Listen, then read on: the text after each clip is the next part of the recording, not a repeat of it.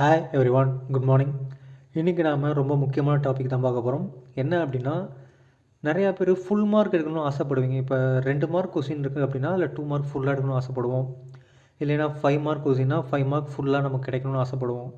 ஓகேங்களா? இதே மாதிரி பிக் கொஸ்டின் 10 மார்க் 16 மார்க்லாம் ஓகேங்களா? ஸோ அதாவது ஹவு டு கெட் 2 மார்க் கொஸ்டினாக இருக்கட்டும், 5 மார்க் கொஸ்டினாக இருக்கட்டும், 8 மார்க் கொஸ்டினாக இருக்கட்டும், 10 மார்க் கொஸ்டினாக இருக்கட்டும், 16 மார்க்காக இருக்கட்டும், 20 மார்க்காக இருக்கட்டும், எவ்வளோ கொஸ்டினாக இருந்தாலும் அதுக்கு எப்படி அவுட் ஆஃப் ஃபுல் மார்க்ஸ் வாங்குறது, அதை தான் இந்த வீடியோவில் பார்க்க போகிறோம். சரிங்களா? ஸோ வீடியோ ஸ்கிப் பண்ணாமல் ஃபுல்லாக பாருங்கள். பிடிச்சிருந்தால் மட்டும் உங்கள் ஃப்ரெண்ட்ஸுக்கு ஷேர் பண்ணுங்கள், கமெண்ட் ஏதாவது பண்ணுங்கள். இல்லை அதே மாதிரி ஒரு சின்னதாக ஒரே ஒரு கிளிக் மட்டும் பண்ணி லைக் போட்டிங்கன்னா அடுத்தடுத்த வீடியோ நம்ம போடுறது கொஞ்சம் பூஸ்டப்பாக இருக்கும். ஓகேங்களா? சரி, ஃபஸ்ட்டு நீங்கள் கொஷின்ஸை எழுதும்போது நான் ஒரு 10 டைப் சொல்கிறேன் பாருங்களேன். ஃபஸ்ட்டு டைப் பார்த்தீங்கன்னா டிஸ்கிரிப்ஷன். அதாவது இப்போ 2 மார்க்ஸ்லாம் பார்த்தீங்கன்னா மேக்ஸிமம் டிஸ்கிரிப்ஷன் நீங்கள் எழுதுகிற மாதிரி இருக்கும். கரெக்டுங்களா? அதாவது டிஸ்கிரைப் பண்ணுங்கள், வாட் இஸ் தட் அப்படின்ற மாதிரி, அந்த ரூல் என்ன, அதோட இது என்ன அப்படின்னு ஒரு 2 மார்க் லெவலில் கேட்குறாங்க. ஸோ அந்த மாதிரி இருக்கிற கொஷினுக்கு நீங்கள் என்ன பண்ணுங்க அப்படின்னா, கண்டிப்பாக நீங்கள் அந்த கொஷினில் இருக்கிற டெக்னிக்கல் வேர்ட்ஸ் நீங்கள் யூஸ் பண்ணியிருக்கணும். டெக்னிக்கல் வேர்ட்ஸ் ஒரு சிங்கிள் வேர்டாக இருக்கலாம், இல்லைனா மல்டிபிள் வேர்ட்ஸாக கூட இருக்கலாம். ஓகேங்களா? ஸோ அந்த டெக்னிக்கல் வேர்ட் நீங்கள் கண்டிப்பாக யூஸ் பண்ணியிருக்கணும் டெஸ்கிரிப்ஷனில். ஓகேங்களா? நெக்ஸ்ட்டு பார்த்தீங்கன்னா எக்ஸாம்பிள்ஸ். அதாவது ஒரு கொஸ்டின் கேட்டிருக்காங்கன்னா அதுக்கு அந்த எக்ஸாம்பிள் அதில் அங்கே கொடுக்கணும்னு தேவையில்லை அப்படின்னு நம்ம விட்டுறக்கூடாது. அது கண்டிப்பாக உங்களுக்கு எக்ஸாம்பிள் தெரிஞ்சிருக்கு அப்படின்னா அதில் 1 or 2 எக்ஸாம்பிள்ஸ் நீங்கள் எழுதியே இருக்கணும். ஓகேங்களா? அதை நீங்கள் கண்டிப்பாக எழுதுனீங்கன்னா உங்களுக்கு ஃபுல் மார்க் கிடைக்கும். நெக்ஸ்ட்டு பார்த்தீங்கன்னா நீங்கள் யூனிட்ஸு. அதாவது இப்போ ஃபார் எக்ஸாம்பிள் நமக்கு தெரிஞ்சதான் மாஸ்னால் என்ன, கிலோகிராம். ஓகேங்களா? லென்த்னா என்ன, மீட்டர். ஸோ அந்த மாதிரி நம்ம யூனிட்லாம் நீங்கள் கண்டிப்பாக தெரிஞ்சு வச்சுருக்கணும். அந்த யூனிட்லாம் எழுதுனீங்கன்னா அந்த டிஸ்கிரிப்ஷனுக்கு யூனிட் எழுதும்போது அவங்க இன்னும் கொஞ்சம் எக்ஸ்ட்ரா மார்க் கிடைக்க வாய்ப்பு இருக்குது. ஓகேங்களா? ஸோ அதை நீங்கள் கண்டிப்பாக மறந்துடக்கூடாது. நெக்ஸ்ட்டு பார்த்திங்கன்னா முக்கியமானது டயக்ராம். ஓகேங்களா? டயக்ராம் வரைகிற மாதிரி இருக்கிற கொஸ்டினில் நீங்கள் என்ன பண்ணணும் அப்படின்னா, கண்டிப்பாக டயக்ராம் வரையும்போது பென்சிலில் நம்ம வரையணும். கரெக்டாக? டயக்ராம்னாலே பென்சிலில் வரையணும். வெறும் பென்சில் மட்டும் யூஸ் பண்ணக்கூடாது. நம்ம கண்டிப்பாக என்ன யூஸ் பண்ணியிருக்கணும், ஸ்கேல் யூஸ் பண்ணியிருக்கணும், ரூலர். ஓகேங்களா? ஸ்கேல் யூஸ் பண்ணி தான் நம்ம டயக்ராம் வரைகிற மாதிரி, ஸ்கேல் யூஸ் பண்ணி வரைகிற டயக்ராமை ஸ்கேல் யூஸ் பண்ணி தான் வரைஞ்சிருக்கணும். கையிலலாம் வரைஞ்சிடக்கூடாது. ஓகேங்களா?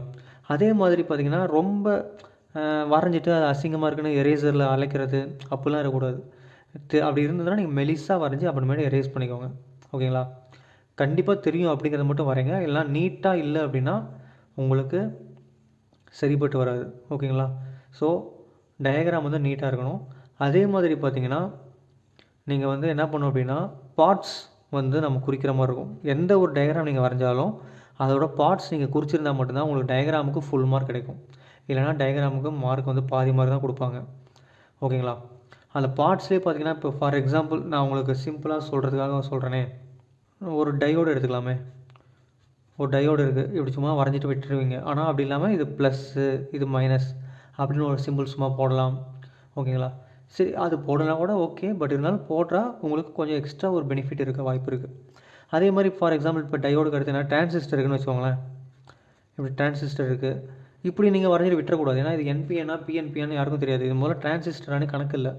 ஏன்னா ஒன்று இதில் இந்த மாதிரி ஏரோ மார்க் போட்டிருந்தால் மட்டும்தான் அது டிரான்சிஸ்டர் கணக்குள்ளே வரும். ஸோ ஏரோ மார்க் வெளியில் போயிருந்தால் அது என்பிஎன்னு, ஏரோ மார்க் உள்ளே போனால் அது பிஎன்பி. அப்படிங்கிற சிம்பிள் ஒரு சில சின்ன சின்ன விஷயத்தில் கூட லாஜிக்கில் உங்களுக்கு டயக்ராமில் மார்க் போக வாய்ப்பு இருக்குது. ஸோ அந்த மாதிரி சின்ன சின்ன விஷயத்தை நீங்கள் கவனித்து டயக்ராம் ட்ரா பண்ணுங்கள். ஓகேங்களா? அதே மாதிரி பார்ட்ஸ் ஆஃப் த டயக்ராம் நீங்கள் அப்பப்போ குறிக்கலாம். அதே மாதிரி பார்த்திங்கன்னா டயக்ராமோட நேம் நீங்கள் சூஸ் பண்ணலாம். இப்போ ஃபார் எக்ஸாம்பிள் இப்போ நான் டையோடு வரைஞ்சிருக்கேன்னு வச்சுக்கோங்க. சாரி, ஃபஸ்ட்டு முன்னாடி பார்த்திங்கன்னா இப்போ டிரான்சிஸ்டர் இருக்குது அப்படின்னா அந்த டிரான்சிஸ்டருக்கு நான் ஒரு பேர் வைக்கலாம். ஃபிகர் 1 அப்படின்னு நான் பேர் வச்சுக்கலாம். பேர் வச்சுட்டு இது டிரான்சிஸ்டர். ஓகேங்களா? அந்த மாதிரி நான் பேர் வச்சுக்கலாம். இது வந்து ஃபிகர் 2, திஸ் இஸ் டயோட்.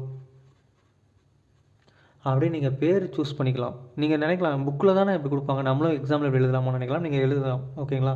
எக்ஸாமில் உங்களுக்கு பிடிச்ச மாதிரி எழுதி, ஏன்னா இப்படி நீங்கள் எழுதுனீங்கன்னா எழுதும்போது டிஸ்கிரைப் பண்ணும்போது நீங்கள் ஃபிகர் 1ல் வரைஞ்ச மாதிரி டயக்ராம் வந்து இப்படி இருக்கும். ஸோ நான் இப்படி கொண்டு போய் இப்படி பண்ணுறேன். ஸோ நான் சாம்பிளுக்கு தான் வரைஞ்சிருக்கேன். நீங்கள் அதை இந்த மாதிரி ஒரு பேர் நீங்கள் டயக்ராமுக்கு கொடுத்தே ஆகணும். எந்த ஒரு டயக்ராம் வரைஞ்சாலும் அந்த டயக்ராம் என்ன அப்படிங்கிறத பேர் நீங்கள் டயக்ராம் கீழேயோ இல்லை டயக்ராம் மேலேயோ நீங்கள் கண்டிப்பாக எழுதி இருக்கணும். அது வந்து பென்சில் எழுதிடாதீங்க, பென்லேயே எழுதிடுங்க, ஓகேங்களா. நெக்ஸ்ட்டு வந்து பார்த்திங்கன்னா, டயக்ராம்னு ஒன்று வரைஞ்சோம்னாலே அதுக்கு பக்கத்துலேயே கண்டிப்பாக இருக்க வேண்டியது கன்ஸ்ட்ரக்ஷன், ஓகேங்களா. கன்ஸ்ட்ரக்ஷன் என்ன, அந்த டயக்ராம் வந்து எப்படி நீங்கள் பண்ணீங்க, அதாவது கன்ஸ்ட்ரக்ஷன் இருக்கலாம், இல்லைனா ஃபேப்ரிகேஷன் சொல்லலாம், ஓகேங்களா. இல்லைனா அபவுட் த டயக்ராம் பற்றி நீங்கள் ஏதாவது ஒரு 4-5 பாயிண்ட் நீங்கள் எழுதணும். எப்படி அந்த கனெக்ட் பண்ணிங்க. இப்போ ஃபார் எக்ஸாம்பிள் இப்போ நான் ஃபார்வர்ட் பயாஸில் கொடுக்குறேன் அப்படின்னா பேட்டரியோட ப்ளஸ்ஸும் டயோடோட ப்ளஸ்ஸும் சேமாக கனெக்ட் ஆகிருக்கும், பேட்டரியோட மைனஸும் டயோடோட மைனஸும் கனெக்ட் ஆகிருந்தால் அது ஃபார்வர்ட் பயாஸ். ஸோ அந்த மாதிரி ஒரு சில கன்ஸ்ட்ரக்ஷனோட டீட்டெயில்ஸ் வந்து நான் எழுதணும், எந்த டயக்ராமாக இருந்தாலும் சரி, ஓகேங்களா. அதை எப்படி கன்ஸ்ட்ரக்ட் பண்ணேன், இல்லை அதோட ஃபேப்ரிகேஷன் எப்படி இருக்குது, இல்லை அதை பற்றி அந்த டயக்ராம் பற்றி நீங்கள் ஒரு 2-3 லைன் எழுதியிருக்கணும், ஓகேங்களா. ஸோ அது ரொம்ப ரொம்ப முக்கியமானது. அதுக்கப்புறமேட்டு பார்த்தீங்கன்னா 6வது பாயிண்ட்டாக நீங்கள் எழுத வேண்டியது பிரின்சிபல். அந்த டயக்ராம் வந்து எந்த பிரின்சிபலுக்கு கீழே ஒர்க் ஆகுது, எதுக்கு இந்த கொஸ்டினே, அதாவது நீங்கள் ஒரு 60 மார்க் கொஸ்டின் இல்லை பெரிய கொஸ்டின் எழுதுறீங்கன்னா அது எந்த பிரின்சிபலுக்கு கீழே வேலை செய்கிறதுங்கிறது கண்டிப்பாக நீங்கள் எழுதி தான் ஆகணும். ஏன்னா அந்த பிரின்சிபல் இருக்கிறனால மட்டும்தான் நாம் இதை வந்து ப்ரூவ் பண்ண முடியும். இந்த டயக்ராம் வந்து நீங்கள் கன்ஸ்ட்ரக்ஷன் வந்து நீங்கள் ப்ரூவ் பண்ணுவீங்க, ஓகேங்களா. ஸோ அந்த பிரின்சிபல் வந்து நீங்கள் கண்டிப்பாக தெரிஞ்சிருக்கணும், ஓகேங்களா. நெக்ஸ்ட்டு வந்து அந்த பிரின்சிபல் நீங்கள் எழுதும் போதே பார்த்தீங்கன்னா நீங்கள் கண்டிப்பாக அந்த ஆல்ரெடி சொன்ன மாதிரி அந்த கீவேர்ட்ஸ் வந்து கண்டிப்பாக யூஸ் பண்ணியிருக்கணும், ஓகேங்களா. பிரின்சிபல்ஸில் கீவேர்ட்ஸ் கண்டிப்பாக இருக்கணும். நெக்ஸ்ட்டு வந்து பார்த்திங்கன்னா 7th ஒன் வந்து பார்த்திங்கன்னா இப்போ இந்த மாதிரி கொஸ்டின்லாம் இருக்கும், என்னது கிளாசிஃபிகேஷன் டைப் கொஸ்டின்லாம் இருக்கும், கரெக்டுங்களா. ஸோ அந்த கிளாசிஃபிகேஷன் டைப் கொஸ்டின்ஸில் வந்து நீங்கள் என்ன பண்ணலாம் அப்படின்னா கண்டிப்பாக நம்ம வழக்கமாக என்ன பண்ணுவோம், இந்த மாதிரி கிளாஸிஃபை பண்ணுவோம். ஃபஸ்ட்டு 1 போட்டு கீழே 2ஆக பிரியும், அது ஒரு 3ஆக பிரியும், இங்கே ஒரு 2ஆக இருக்கலாம். ஸோ அந்த மாதிரி கிளாஸிஃபிகேஷன் ட்ரீ மாதிரி நாம் ட்ரா பண்ணியிருக்கணும், ஓகேங்களா. ட்ரா பண்ணிவிட்டு அதுக்கப்புறமேட்டு அதை பற்றி ஒவ்வொன்றும், இப்போ இது 1 2 3 4 5னா தனித்தனியாக அதை பற்றி நீங்கள் எழுதிட்டு போகலாம். அதே மாதிரி இந்த கிளாஸிஃபிகேஷனுக்கு கீழே அதோட எக்ஸாம்பிள் நீங்கள் எழுதி வச்சுக்கிட்டிங்கன்னா இதுவே பார்த்திங்கன்னா உங்களுக்கு 1 பேஜ் வந்துருச்சுன்னா அடுத்த பேஜுக்கு நீங்கள் எழுதிட்டு போயிட்டே இருக்கலாம். ஸோ உங்களுக்கு பேப்பர் சைஸ் கொஞ்சம் எக்ஸ்ட்ரா கிடைக்க வாய்ப்பு இருக்குது. அதுக்காக எக்ஸ்ட்ரா எழுதுனா நமக்கு என்ன கிடைக்கும், எக்ஸ்ட்ரா மார்க், ஃபுல் மார்க் நமக்கு கிடைக்க அதிக வாய்ப்பு இருக்குது, ஓகேங்களா. நெக்ஸ்ட்டு வந்து பார்த்திங்கன்னா வழக்கம் போல் நம்ம இப்போ ஃபிசிக்ஸ் மேத்தமெட்டிக்ஸ் அப்படிலாம் பார்த்திங்கன்னா கண்டிப்பாக என்ன இருக்கும், அதே மாதிரி கெமிஸ்ட்ரி எல்லாமே என்ன இருக்கும், அது மட்டும் இல்லை, எலக்ட்ரானிக்ஸு எல்லா சப்ஜெக்ட்லேயும் மேக்ஸிமம் என்ன இருக்கும், டெரிவேட்டிவ்ஸ். இன்ஜினியரிங் படிச்சிங்கனாலே அதில் மேக்ஸிமம் என்ன இருக்கும், டெரிவேட்டிவ்ஸ் கண்டிப்பாக இருக்கும், ஓகேங்களா. ஸோ டெரிவேட்டிவ்ஸில் நம்ம மேக்ஸிமம் என்ன யூஸ் பண்ணிகிட்ருப்போம், ஈக்குவேஷன்ஸ். ஸோ அந்த ஈக்குவேஷன்ஸ் வந்து நீங்கள் கரெக்டாக அழகாக ப்ராப்பராக எழுதணும். அதாவது ஃபஸ்ட்டு ஈக்குவேஷன் வந்து எப்படி வந்துச்சு, அதிலிருந்து செகண்ட் ஈக்குவேஷன் எப்படி போணுச்சு, அதிலிருந்து தேர்ட் எப்படி போணுச்சு, அப்படியே அண்ட் ஃபைனல் ஈக்குவேஷன் வரைக்கும். இப்போ ஃபார் எக்ஸாம்பிள் 10 ஈக்குவேஷன்ஸ் இருக்குன்னா அந்த 10th ஈக்குவேஷன் வரைக்கும் எப்படி போனது நீங்கள் எழுதலாம். இல்லையா ஃபர்ஸ்ட் ஈக்குவேஷன் செகண்ட் ஈக்குவேஷன் எழுதி அது ரெண்டையும் ஆட் பண்ணி எப்படி தேர்ட் ஈக்குவேஷன் போணுச்சு, அடுத்து 4th ஈக்குவேஷன் வேறு எங்கேயும் வந்து எடுத்துகிட்டு வந்து தேர்டை கொண்டு போய் 4th சப்ஸ்டிட் பண்ணுறோம். ஸோ அந்த மாதிரி நம்ம கொண்டு போய் கடைசியில் 10 ஈக்குவேஷன்ஸும் நீங்கள் டெரிவேட்டிவ் எழுதணும். இதில் வந்து முக்கியமானது என்ன அப்படின்னா ஸ்டெப்ஸை வந்து நம்ம கண்டிப்பாக ஸ்கிப் பண்ணிடவே கூடாது. டோன்ட் ஸ்கிப், ஓகேங்களா. எந்த ஒரு ஸ்டெப்பையும் நாம் ஸ்கிப் பண்ணாமல் எழுதணும். நாம் பாட்டுக்கு எனக்கு ஆன்சரே தெரியும்னு சொல்லி ஆன்சரை போட்டோம்னா நமக்கு ஃபுல் மார்க் கிடைக்குமா, கிடைக்காது. ஸோ எப்படி வந்துச்சுன்னா அவங்க கொஸ்டினே. ஸோ நம்ம என்ன பண்ணணும், கண்டிப்பாக ஸ்டெப் பை ஸ்டெப்பாக தான் போடணும். எந்த ஸ்டெப் வந்து இந்த ஸ்டெப் எப்படி வந்துச்சுங்கிறது ஸ்டெப் பை ஸ்டெப்பாக போட்டால் மட்டும்தான் உங்களுக்கு ஃபுல் மார்க் கிடைக்கும். டைரெக்டாக செகண்ட் ஈக்குவேஷன் தேர்ட் ஈக்குவேஷன் போட்டிங்கன்னா உங்களுக்கு ஃபுல் மார்க் கிடைக்காது, ஓகேங்களா. சரி, இப்போ நம்ம நெக்ஸ்ட்டு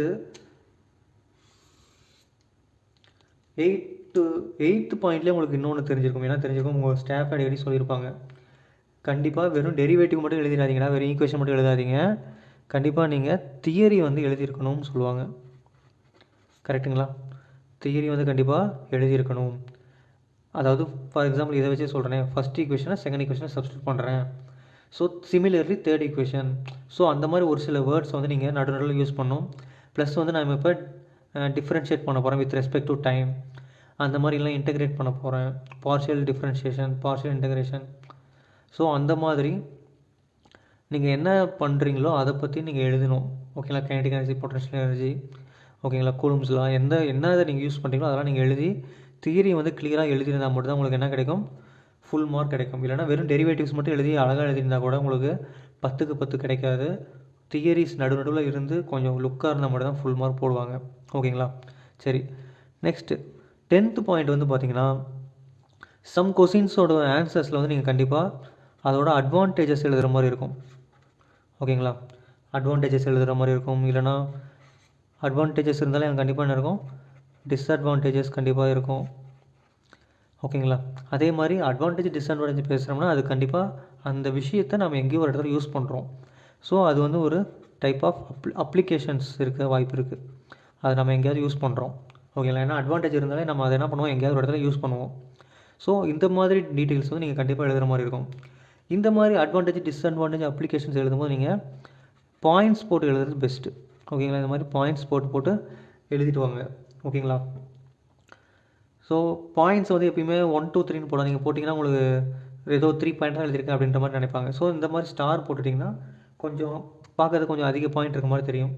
இல்லை அந்த கொஸ்டினுக்கு 3 பாயிண்ட் தான் அப்படின்னா நீங்கள் point 1, point number 2, point number 3ன்னு போட்டு எழுதிக்கலாம். ஓகேங்களா? ஸோ இந்த 10 ஸ்டெப்ஸை மட்டும் நீங்கள் ஃபாலோ பண்ணிங்கனாலே உங்களுக்கு அந்த 2 மார்க் கொஸ்டின்னா 2 மார்க் ஃபுல்லாக கிடைக்கும். ஓகேங்களா? இதே 5 மார்க் கொஸ்டின்ஸ்னால் ஒரு பெரிய லெவலில் நீங்கள் எழுதுகிற மாதிரி இருக்கும். ஓகேங்களா? அதே மாதிரி இப்போ டயக்ராம்னு சொன்னோம் இல்லைங்களா, டயக்ராம்லேயே நீங்கள் இன்னும் ஒரு சில வேர்டு நீங்கள் ஆட் பண்ணிக்கலாம். என்ன அப்படின்னா ஃபார் எக்ஸாம்பிள் உங்களுக்கு ஒரு டேபிள் வருதுன்னு வச்சுக்கோங்க. ஓகேங்களா? டேபிள் காலம் நீங்கள் வரையணும். அதனால் அதையும் நீங்கள் அழகாக வரைஞ்சி போட்டு ஸ்கேலில் அழகாக கோடு போட்டு பென்சிலில் கோடு போட்டு தான் நீங்கள் அழகாக உள்ளார டைட்டில்லாம் பிளாக்கில் எழுதிட்டு உள்ளார இருக்க டீட்டெயிலாம் ப்ளூவில் எழுதி நீங்கள் வேலையை முடிச்சுக்கலாம். வேறு எந்த அனதர் கலரும் நீங்கள் யூஸ் பண்ணாதீங்க, நான் இப்போ யூஸ் பண்ணிகிட்டு இருக்க மாதிரி. ஓகேங்களா? சரிங்க சார், இப்போ இந்த விஷயங்கள் மட்டும் பண்ணுனா போதுமா, நான் ஃபுல் மார்க் வாங்கிடுவேனா அப்படின்னு உங்களுக்கு தோணும். இது வந்து உங்களுக்கு ஒரு பக்கம் இருந்தாலும் முக்கியமாக நீங்கள் கவனிக்க வேண்டியது என்ன அப்படின்னா, எழுத போகிற கொஷின் வந்து என்ன கொஷின்ங்கிறத நீங்கள் பார்க்கணும். ஓகேங்களா? அதாவது 2 மார்க் கொஷினாக இருந்தால் 2 மார்க் சைஸில் நீங்கள் எழுதணும். என்ன சைஸில் எழுதுவீங்க? ஃபார் எக்ஸாம்பிள் 2 மார்க் கொஷின்னா ஒரு பக்கத்துக்கு 2 கொஷின்ஸ் பர் பேஜாக இருக்கலாம். ஓகேங்களா? அப்படி எழுதணும். அதாவது இல்லைன்னா அதாவது என்ன சொல்லணும் அப்படின்னா, ஒரு 2 மார்க் கொஸ்டின் வந்து பார்த்திங்கன்னா மினிமம் 8 to 10 லைன்ஸாவது இருக்கணும். நீங்கள் பாட்டு 2 மார்க் தானே 2 லைன் எழுதினா போதும் அப்படின்னு நினைக்கக்கூடாது. ஒரு 2 மார்க் கொஸ்டின்னா கண்டிப்பாக 8லேருந்து 10 லைனாவது இருக்கணும். ஓகேங்களா? அதே மாதிரி தான் வழக்கம் போல் நமக்கு தெரிஞ்சதான். இப்போ 5 மார்க்னால் 1 பேஜ் வரலாம். ஓகேங்களா? 1 பேஜ் வரலாம். அதே மாதிரி 16 மார்க்னால் 8 மார்க் அப்படின்னா 2 பேஜஸ் வரணும்.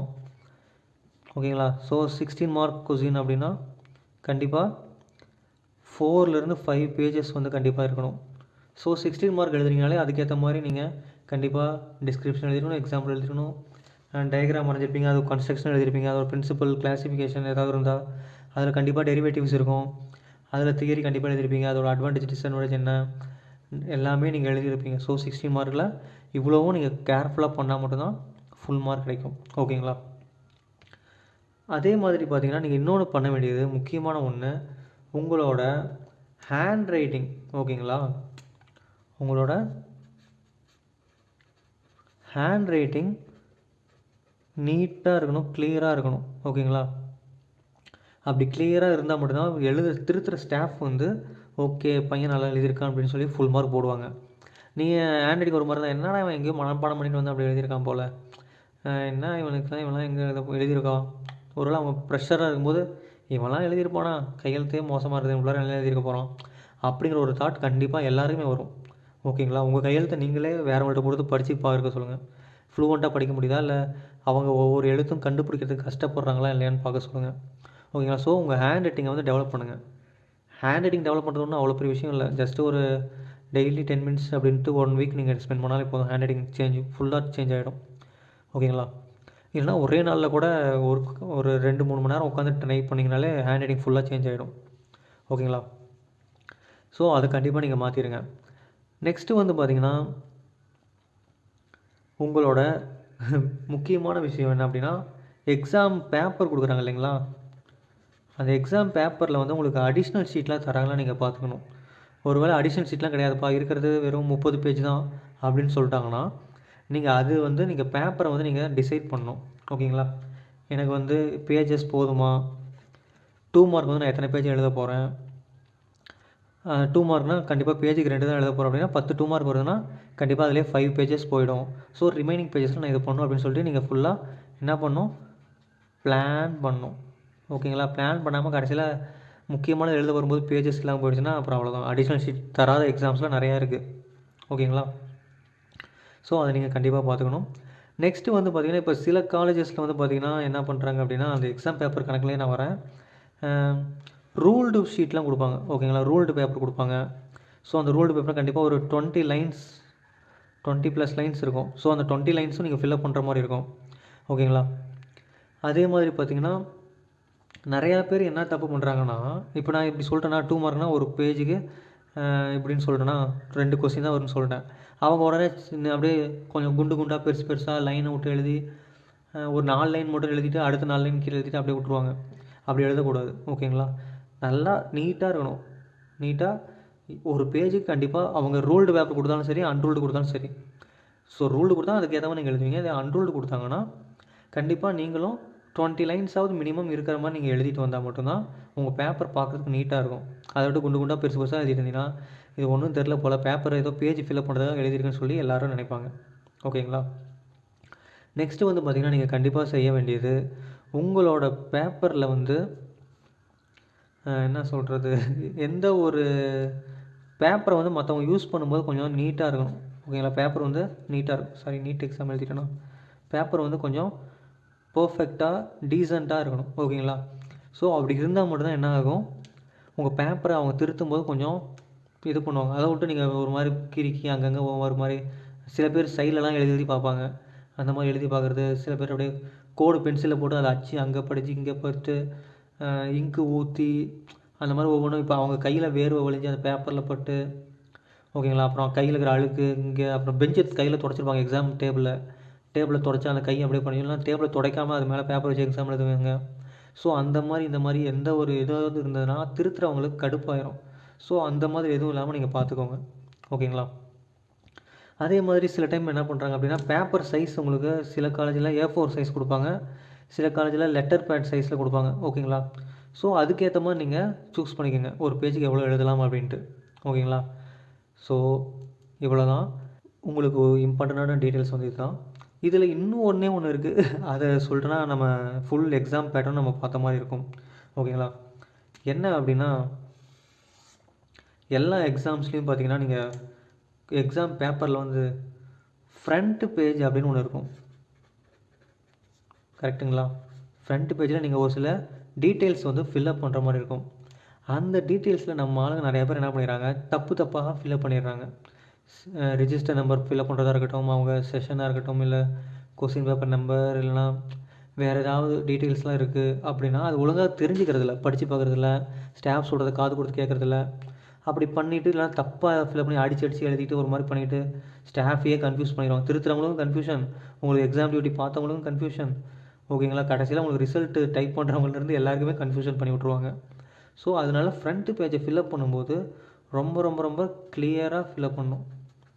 ஓகேங்களா? எந்த ஒரு டிஸ்டர்பும் அதை நீங்கள் பண்ணிட்டீங்கன்னா, தப்பாக பண்ணிட்டீங்கன்னா மீதி இதெல்லாம் பண்ணுறதுக்கு உங்களுக்கு மைண்டு ப்ரெஷராகவே இருந்து இதெல்லாம் யோசிக்கவே தோணாது. ஓகேங்களா?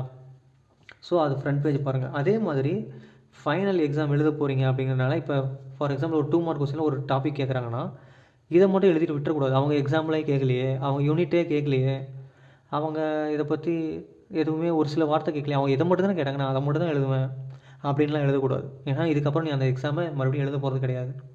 ஸோ நீ என்ன பண்ணணும் அப்படின்னா, அதை கேட்டாங்கன்னா அதை எழுதிட்டு, உனக்கு எக்ஸாம்பிள் தெரிஞ்சுன்னா எக்ஸாம்பிள் 2 எழுது, அதோட யூனிட் உனக்கு தெரிஞ்சுன்னா இந்த யூனிட் எழுது. இன்னும் உனக்கு ஒரு வேளை இதெல்லாம் எனக்கு தெரியல அப்படின்னா எக்ஸ்ட்ரா ஒரு பாயிண்ட் ஏதாவது ஒரு அட்வான்டேஜ் டிஸ்அட்வான்டேஜ் அப்ளிகேஷன் ஏதாவது ஒன்று நீங்கள் எழுதி கொடுங்க. இல்லை அதுக்கு ஏதாவது ஒரு சின்னதாக ஒரு டயக்ராம் இருக்குன்னா அந்த டயக்ராம் லைட்டாக சின்னதாக ஓரமாக போட்டு விடு. ஓகேங்களா? அதனால 2 மார்க் தானே அப்படின்ட்டு அசால்ட்டாக விட்டிங்கன்னா அந்த 2 மார்க்கில் 1 மார்க் போனால் கூட உங்களுக்கு யாரும் இப்போலாம் 1.5 அப்படிலாம் போகிறதில்ல. போட்டால் ஃபுல் மார்க்காக தான் 1 2 இல்லைனா 1. ஓகேங்களா? அந்த மாதிரி தான் போட்டுட்ருக்காங்க. அதனால் நீங்கள் ஒரு சின்னதாக எக்ஸ்ட்ரா ஒரு பில்டப் உங்களுக்கு தெரிஞ்ச ஆன்சராக எழுதுங்க. அவங்க கேட்கல நீங்கள் விடக்கூடாது. தெரிஞ்சிருக்கு அங்கே எழுதுனா கொஞ்சம் கொஸ்டின் பார்க்குறது கொஞ்சம் பெருசாக இருக்க மாதிரி இருக்கும், ஃபுல் மார்க் கிடைக்க வாய்ப்பு இருக்குதுன்னு உங்களுக்கே தோன்ற மாதிரி உங்கள் மைண்ட் செட்டை மாற்றிக்கங்க. அப்படி தெரிஞ்சால் உடனே அதை எழுதிடுங்க. ஓகேங்களா? அதை விட்டுட்டு தேவையில்லாத இடத்துல எழுதிட்டு இருக்காதீங்க. இங்கே எழுதுனா நல்லா இருக்குன்னு உங்களுக்கே மைண்டில் தோணும், அதை நீங்கள் அங்கே எழுதிடுங்க. ஓகேங்களா? ஸோ இவ்வளோ தான் டீட்டெயில்ஸ். அதே மாதிரி எக்ஸாம் எழுதும்போது இதுதான் நான் கடைசியாக எழுதுறது, இதுக்கப்புறம் நான் எழுத மாட்டேன் அப்படின்ற மைண்ட் செட்டோடு எழுதுங்க. ஓகேங்களா? சரி இப்போ விட்டா அடுத்த செம்மில் பார்த்துக்கலாம் அப்படின்னு மைண்ட் செட் மாறக்கூடாது. ஓகேங்களா? ஸோ இதுதான் என்னோடய கடைசி எக்ஸாம், நான் இதை நல்லபடியாக பண்ணிகிட்ருக்கேன் அப்படிங்கிற மைண்ட் செட்டோடு படிங்க. நான் சொன்ன மாதிரி இதுலேயே உங்களுக்கு எப்படி படிக்கணுங்கிற ஐடியாவும் வந்திருக்கும். டெக்னிக்கல் வேர்ட்ஸ் தெரிஞ்சிருக்கணும், எக்ஸாம்பிள் அதை பற்றி தெரிஞ்சுக்கணும், யூனிட் என்னன்னு தெரிஞ்சுக்கணும். அதே மாதிரி இந்த பென்சிலில் டயக்ராமில் இந்த மாதிரி இம்பார்ட்டண்டான ஒரு சில விஷயங்கள் நம்ம தெரிஞ்சு வச்சுக்கணும் டயக்ராமில். அதே மாதிரி அந்த டயக்ராம் நம்ம எதை பற்றின டயக்ராம்ன்றது கீழே கண்டிப்பாக எழுதியிருக்கணும். ஓகேங்களா? அதே மாதிரி அந்த டயக்ராம் வரைஞ்சாலும் அது எப்படி கன்ஸ்ட்ரக்ஷன் பண்ணுறன்ற கன்ஸ்ட்ரக்ஷன் நீங்கள் டீட்டெயில் எழுதியிருக்கணும். கீவேர்ட்ஸ் கண்டிப்பாக நம்ம பிரின்சிபல் எழுதுவோம். அதே மாதிரி கிளாஸிஃபிகேஷன் இந்த மாதிரி ஒரு ட்ரீ டேபிள் நம்ம போட்டுக்கணும். அப்புறம் ஈக்குவேஷன்ஸ்லாம் எப்படி வந்தது, அந்த ஈக்குவேஷனுக்கு நடுவில் நம்ம தியரி கண்டிப்பாக எழுதியிருக்கணும். எழுதியிருந்தால் தான் மார்க் கிடைக்கும். அதே மாதிரி அட்வான்டேஜ் டிஸ்அட்வான்டேஜ் அப்ளிகேஷன்லாம் என்னென்னு நம்ம தெரிஞ்சுக்கணும். ஓகேங்களா?